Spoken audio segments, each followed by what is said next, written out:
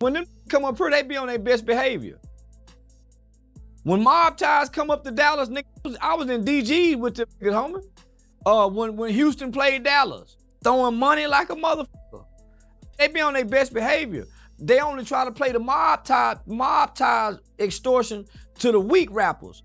But come on, homie, you heard what Sauce Walker told, man. Yeah, man, y'all, homie. Nah, Houston is a player town, homie. It's still dangerous though. Dallas Houston is dangerous. Fort Worth is dangerous. Definitely. San Antonio is dangerous. It's a lot of places that's dangerous. But you can go as a black rapper, a black celebrity, and have fun in these towns, long as you don't check in to Jay Prince Jr. Jay Prince Jr. is the boy. Everything happened around him. He the boy. Not the city of Houston. Jay Prince Jr. What if the rapper named Finesse just got finessed? That's the question shaking the internet right now. Because after what appears to be a leaked contract surfaced online, people started looking at the numbers. And the numbers don't look friendly. Not a little unfair, not slightly imbalanced. We're talking about a structure that has fans asking how any artist could survive under it. On paper, it looked like a power move.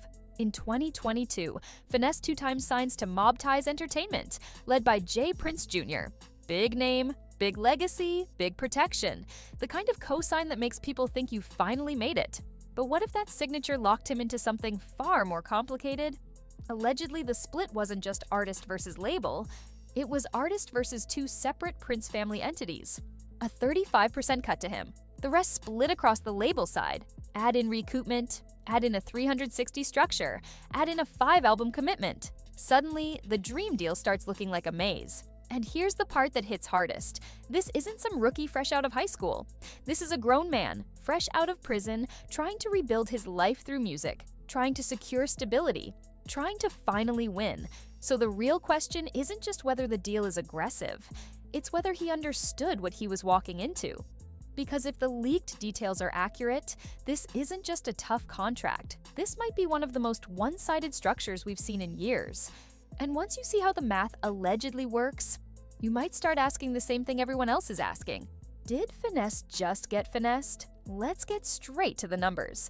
Because once you see the split, everything starts making sense. Or making you uncomfortable. According to the leaked agreement circulating online, the revenue breakdown allegedly works like this: 35% to Finesse2Tymes, 35% to Mob Ties Entertainment, and 30% to James Prince Entertainment. Read that again. That's 65% going to the Prince side every time money comes in. Now here's where people started raising eyebrows. Most artists expect a label to take a large percentage. That's not new. Labels invest, labels market, labels take risk. But what makes this structure different, at least from what's being reported, is that two separate Prince family entities are pulling from the same artist revenue stream. So if $1 million is generated from music, touring, or other covered income streams, Finesse allegedly keeps $350,000. The remaining $650,000 is divided between two related companies. And this isn't gross profit after expenses. This is before recoupment. That's the part that hits hard, because if there was an advance involved, and most record deals include one, that advance has to be paid back from the artist's share, not from the labels. So, while 65% continues flowing to the companies, the 35% has to first erase any debt before it becomes real profit. Meaning, if he received, hypothetically, a $200,000 advance, that $200,000 gets clawed back from his side of the split, not from the 65%. That's why people are calling this structure double dipping.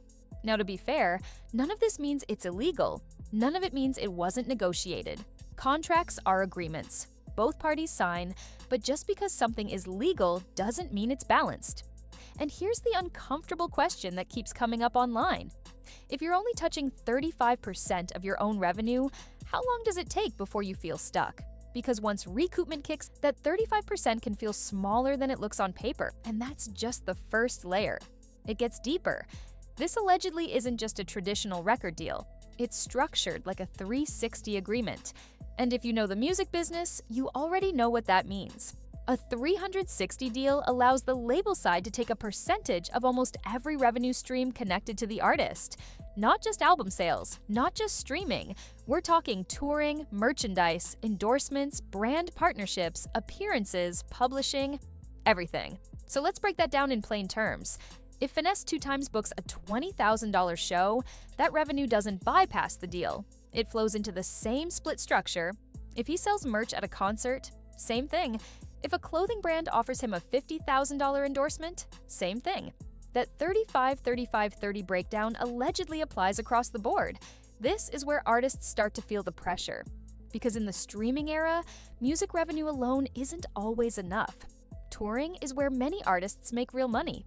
Merch can sometimes outperform streaming checks. Brand deals can change lives overnight. But under a 360 structure, those lifelines aren't fully yours. They're shared. Now, labels defend 360 deals by saying they invest in the total brand. If they're building you as a star, they deserve participation in all income streams. That's the argument. But here's the catch. If the artist is funding his own videos, if the artist is paying for his own promotion, if the artist is handling his own marketing grind, then the 360 structure starts to feel heavy because you're sharing revenue from opportunities you may have created yourself. And remember, this is reportedly a 5-album commitment. 5. That's years of work under the same structure. So now the question shifts. It's not just is 35% low, it's how much freedom does an artist actually have when every dollar flows through the same funnel? And once that reality settles in, you start to understand why emotions are running high. It's not just the split. It's not just the 360 structure, it's the length. According to the details being discussed online, this agreement reportedly covers 5 albums, 5 projects. In today's music industry, that's not small. That's not short term. That's potentially the prime years of an artist's career. Think about how fast the industry moves now. Trends change in months, sounds evolve in a year. Viral moments can explode and disappear within weeks. Locking into 5 albums means you're committing to a long runway under the same financial terms. And here's the part people don't always understand. Album commitments aren't about time, they're about delivery. If a label doesn't approve a project, it may not count toward fulfilling the deal.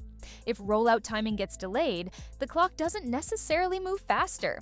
So technically, 5 albums could stretch much longer than fans expect. That's leverage. Because if an artist suddenly blows up bigger than expected, streams spike, touring demand jumps, outside offers start flooding in, the label still holds the contract. The artist can't just walk away. That's why album count matters more than most people realize. Now combine that with the 35% share and 360 structure. You're not just splitting money. You're committing long-term under that split. And let's be clear, long deals aren't automatically predatory. Some artists sign multi-album agreements and build empires. Some renegotiate after success. Some use the first deal as a stepping stone. But 5 albums under one framework means renegotiation power depends heavily on momentum. If the artist's value skyrockets, the pressure to revisit terms increases. If momentum stalls, the leverage stays with the label. That's the reality. So when fans hear 5 albums, they don't just see a number. They see time. They see opportunity cost. They see years that can't be rewound. And that's when the conversation stops being about one bad split and starts being about control. Now we need to talk about the quiet part of record deals, recoupment. This is where the math starts getting uncomfortable. When an artist signs, they usually receive an advance. That money isn't a gift. It's a loan against future earnings. The label pays it up front, and the artist pays it back from their share of revenue. But here's where it gets tricky. If Finesse2Tymes is only receiving 35% of the revenue pool, that 35% is the portion that must first erase any advance, marketing costs, studio expenses, video budgets, and other recoupable charges. The 65% going to the label side, that continues flowing. Let's use simple numbers. If an artist gets a $200,000 advance and earns $1 million in gross revenue under the 35-35-30 split, his 35% equals $350,000. Sounds good at first, but now subtract the $200,000 advance. Subtract any marketing costs the label assigns. Subtract video budgets, subtract distribution fees. Suddenly, that $350,000 shrinks fast. Meanwhile, the label entities have already taken their 65%, $650,000, off the top before recoupment even hits the artist's side. That's why people call this structure recoupment pressure, because until the artist's balance hits zero, they're technically in debt. Even if the project looks successful from the outside, even if the streams look big, even if fans think money is pouring in, the public sees streams, the contract sees balances. And here's the emotional side of that. Imagine watching your name trend, watching your songs chart, watching venues sell out. But knowing you still haven't technically made money because your share hasn't cleared the recoupment wall, that disconnect can break people. Now again, recoupment is standard in the industry. This isn't new. But when recoupment meets a lower percentage split and a 360 structure, the path to real profit gets long. And that's where frustration starts building, because on paper, you look successful. But behind the scenes, you're still trying to catch up. It became emotional. Because when Finesse2Tymes went live and started speaking directly about his situation, people didn't just hear business frustration. They heard exhaustion. He wasn't flexing. He wasn't threatening. He wasn't playing tough. He sounded tired. That's what shifted the energy. In clips circulating online, he spoke about wanting to be released. He spoke about feeling stuck. He made it clear that, from his perspective, whatever money could have been made together had already been made. And that's when the conversation changed. Because contracts are one thing, public tension is another. Once you take a dispute to social media, there's no quiet resolution anymore. It becomes narrative warfare. Fans pick sides, blogs amplify clips, industry insiders start whispering. And here's the risk. When you publicly challenge a powerful music family, you're not just negotiating, you're escalating. The Prince name carries weight in hip-hop history. J. Prince built a legacy in the industry long before this generation stepped in front of a microphone. That kind of reputation doesn't move lightly. So when Finesse speaks out, he's not just asking for freedom. He's challenging a structure that has existed for decades. And that's dangerous territory. Not in a street sense, in a business sense, because labels have relationships. They have gatekeepers, they have influence. Going public can create leverage, but it can also close doors. That's the gamble. And when an artist reaches the point where they're willing to take that gamble publicly, it usually means something has been boiling for a long time. Which raises a bigger question. If things were working behind the scenes, would this ever have hit Instagram Live? Let's step back for a second, because this isn't just about percentages anymore, it's about leverage. On one side, you have Finesse2Tymes, a talented artist who rebuilt momentum later in life after setbacks, prison time, and years of grinding. On the other side, you have a family dynasty. J. Prince has been in the music industry since the 1980s. Decades of relationships, decades of negotiation experience, decades of knowing exactly how contracts are structured and enforced. And then there's J. Prince Jr. running Mob Ties Entertainment, operating under that same umbrella of knowledge and network. That's not a fair fight. That's not even a comparable level of experience. When a 33-year-old artist signs a contract with a family that has built generational wealth inside the industry, the power dynamic is obvious before the ink dries. And here's the part people hesitate to say. The artist needs the label more than the label needs the artist. That's how most deals are structured. The label can sign 5 more artists tomorrow. The artist only gets one prime run. So when frustration builds, the options feel limited. Break the contract? Lawsuits. Stay quiet, stay stuck, go public, risk retaliation, or blacklisting. There's no easy move on that chessboard. And this is why newer artists need to understand something critical.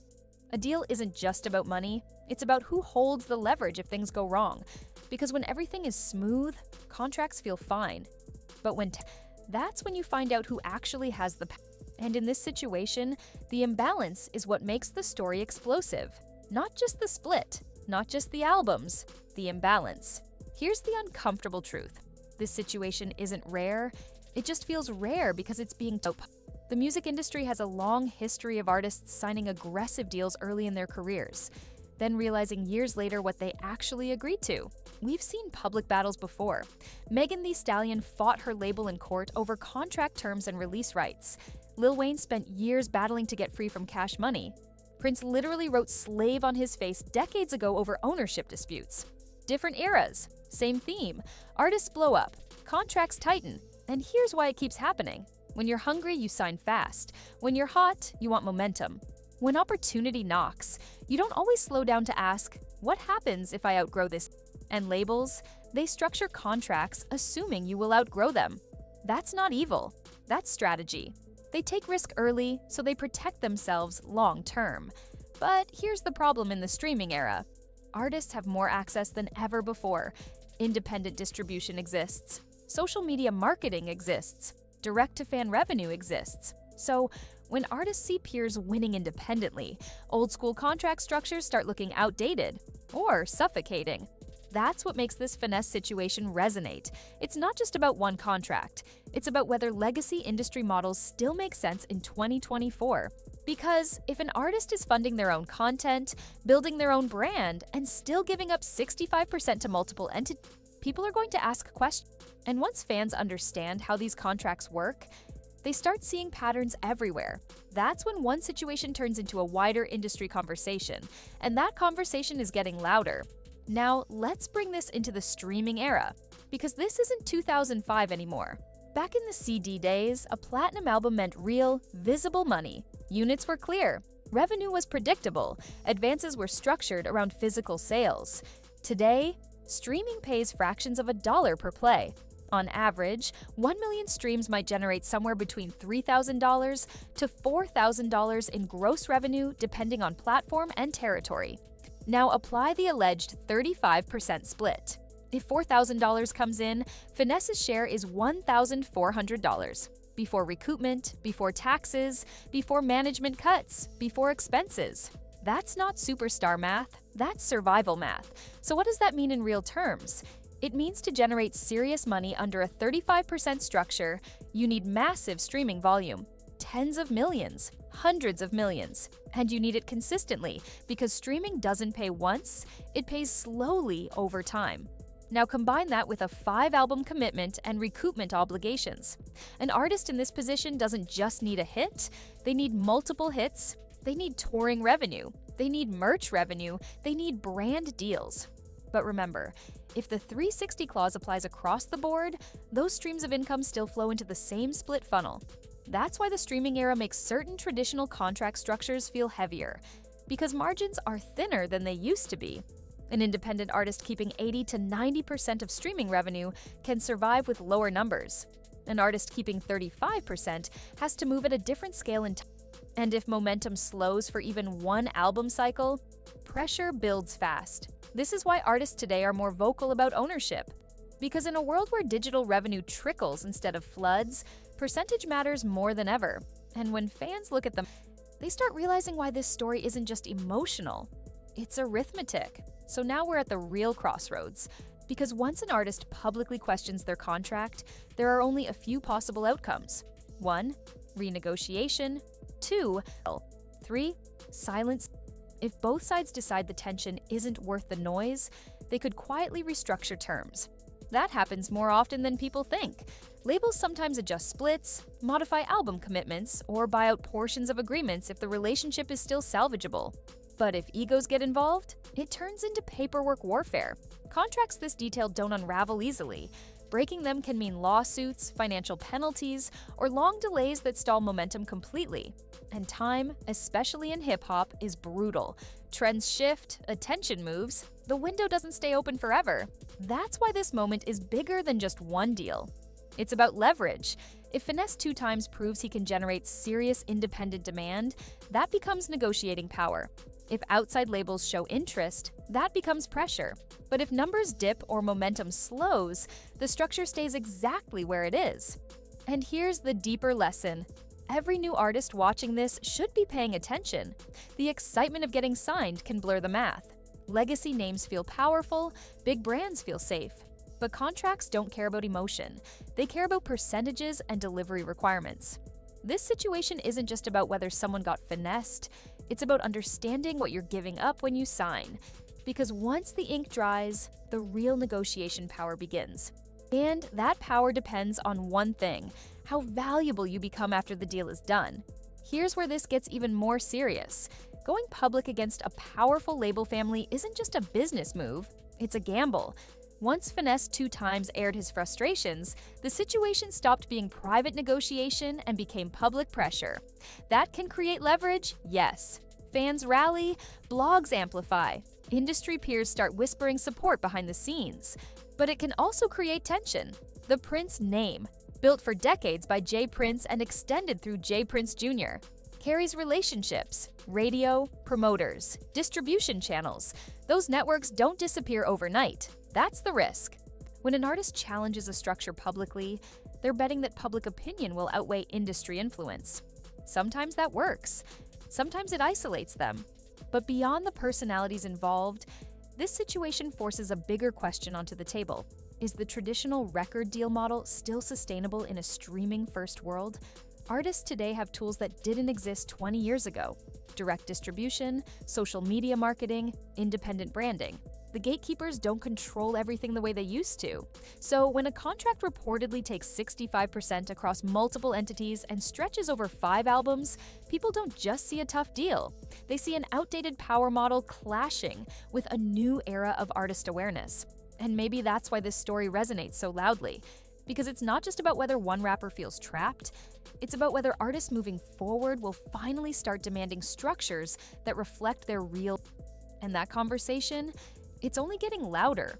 This isn't just a story about one artist and one contract. It's a warning. Deals can look powerful on the outside and restrictive on the inside. Percentages matter, album counts matter, recoupment terms matter, and once you sign, emotion doesn't undo ink. Whether the leaked details are renegotiated or not, one lesson stands clear: opportunity and ownership are not the same thing. Before you celebrate the cosign, read the clauses. Before you chase the advance, understand the split. Before you sign the dream, study the math. Because in this business, the fine print decides your